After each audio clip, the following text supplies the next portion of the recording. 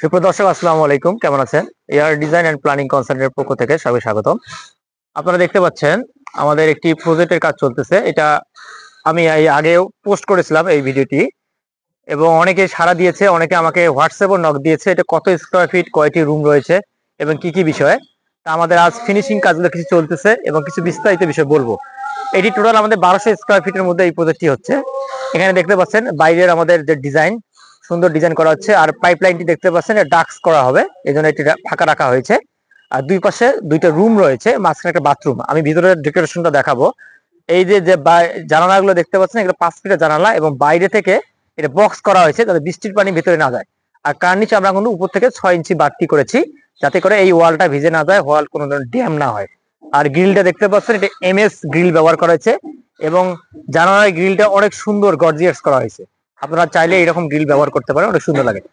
এখন আমরা এখানে আসি। আমার এই ভবনটি আমরা কিন্তু ফিউচার বিবেচনা করছি, কারণ কি আমার রোড সাইডে এইদিকে আমাদের মেইন রোড, এইদিকে এই রোড লেভেল নিয়ে আসি আমরা কিন্তু এই ভবনটি করছি। এখন আমরা সেখানে যেখানে দাঁড়িয়ে আছি, এটা কিন্তু একটা জমি জমি বা এখানে ধান ক্ষেত রয়েছে পাশে। ফিউচারে এটা দিন যত যাবে অত আপ হবে, এই জন্য আমরা ওই মেইন রোডে আমরা লেভেল টেনে আনি। আমরা কিন্তু এটা পিএল লেভেল করছি, এই জন্য আমাদের পিএলটা অনেক আপ। কিন্তু এখন এখন কাজ করার ক্ষেত্রে দেখলাম যে এখন দিন যত যাচ্ছে তত এগুলো আপ হয়ে যাচ্ছে। তা আমরা আপাতত এখানে আমরা এটিতে যেহেতু জায়গা আমাদের শর্টের মধ্যে আমরা অনেক কিছু করার চিন্তা ভাবনা করছি। এদিক থেকে র্যাম হবে, প্লাস সিঁড়ি হবে ওঠার জন্য, এই ইউনিটে ওঠার জন্য। এখানে ওঠার পরে এখানে 5 ফিটের একটা ক্যান্টিলিভার আছে এবং বাড়তি ফ্লোর। এইদিকে একটা পার্কিং, আমরা ছোট পার্কিং দুইটা বা একটা মোটরসাইকেল, ক্লায়েন্টসের যে মোটরসাইকেল আছে সে রাখতে পারবে।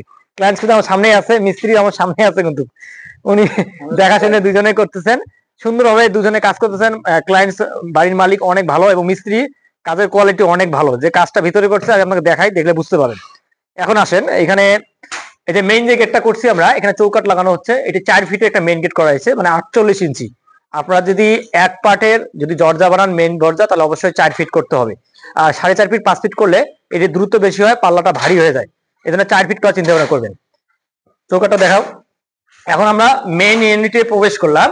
এখন হলো মেইন জিনিস যা আপনারা সবাই দেখতে চেয়েছেন, এই হলো মেইন বিষয়। দেখেন যে এটা পুরোটা একটা ওপেন স্পেস। আমরা সবসময় বলে থাকি যে ডুপ্লেক্স ক্ষেত্রে বা বাসা বাড়ির ক্ষেত্রে ওপেন স্পেস সবচেয়ে উত্তম একটা বিষয়। কারণ আপনার ভবনের যদি হুট করে লোডশেডিং বা কারেন্ট চলে যায়, তখন দেখবেন আপনার ভবনটি যদি কোর্স ভেন্টিলেশন বা আপনার আলো বাতাসের ব্যবস্থা না থাকে, তাহলে অন্ধকারচ্ছন্ন হবে। কিন্তু আমরা দেখেন এখানে আমরা কোনো ধরনের এখনো লাইটের কোনো ব্যবহার করি নাই, তাতেই পরিবেশটা দেখেন। এই যে এখান থেকে একটা আমরা প্রায় 6 ফিটের একটা জানালা রেখেছি, এখান থেকে দেখেন সুন্দর আলো বাতাস প্রবেশ করতেছে। আলো বাতাসটা এমন ভাবে পাস করতেছে যে ক্রস ভেন্টিলেশন এমন ভাবে হচ্ছে যে এটা পুরোটাই একটা স্পেসটাকে আলোকিত করতেছে।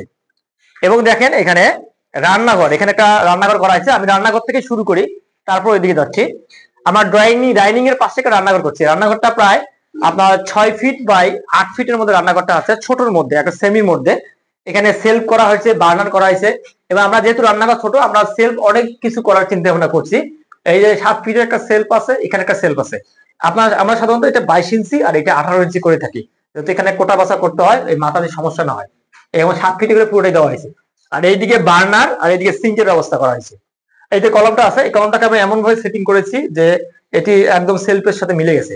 আর এখানে জানালাটা দেখতে পাচ্ছেন, এই জানালাটা 3 ফিট একটা জানালা আছে। এটা হচ্ছে আমাদের রান্নাঘর।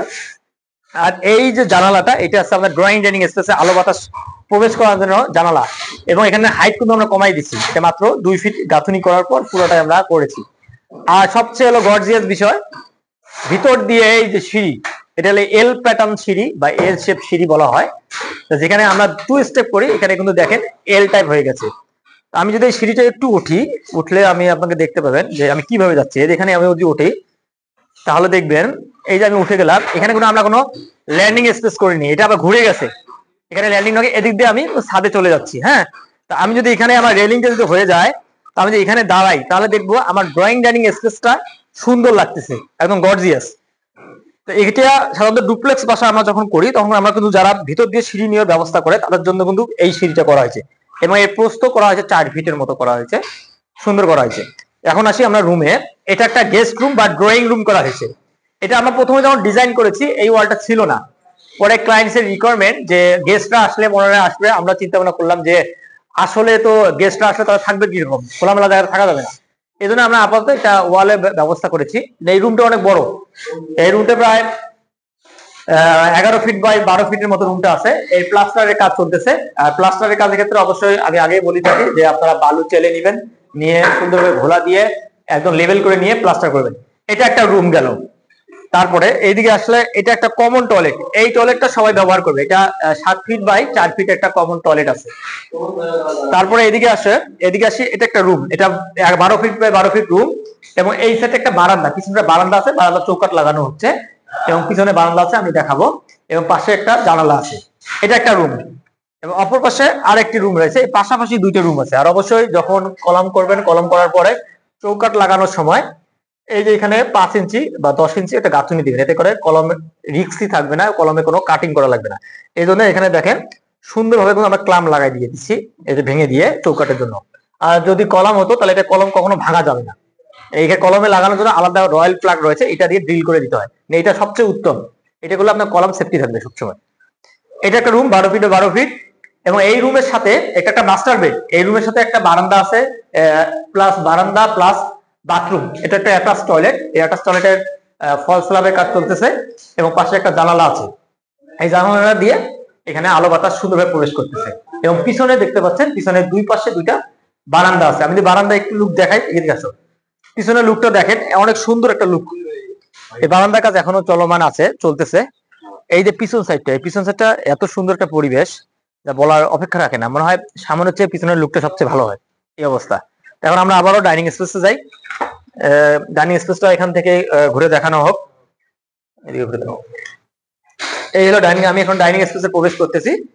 এই যে ডাইনিং স্পেসে, তো এই হলো ফুল ভিডিওটা। এটা আমাদের প্রায় 1200 স্কোয়ার ফিটের মধ্যে 3টি বেডরুম, একটি attach toilet, common toilet, kitchen এবং ড্রয়িং ডাইনিং স্পেসের সমন্বয়ে এই ভবনটি করা আছে।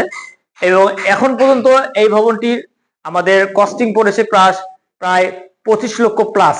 এখনো আমরা আনুমানিক এটি কস্টিং ধরেছি প্রায় 30 লাখ টাকা, এবং মিস্ত্রি খরচ ইনক্লুডিং রয়েছে এর সাথে। তা আমরা মোটামুটি ফাইনালি হওয়ার পরে এখানে কস্টিং কত দাঁড় হয় সেটার বিষয়ে আপনাদেরকে জানাবো। অনেকের কাছে কস্টিং কম হবে, কারণ কি এখানে আমরা যে জমির উপর যে ভবনটি করছি এখানে অনেক ডাউন ছিল, তাই আমাদের কস্টিং কেরিং অনেক কিছু বাড়তি হয়েছে। যারা এমনি সরজমিনের মধ্যে করতে চাবেন তাদের কিন্তু প্রায় 25 প্লাস হলেই আপনার মোটামুটি এই ভবনটি হয়ে যাবে।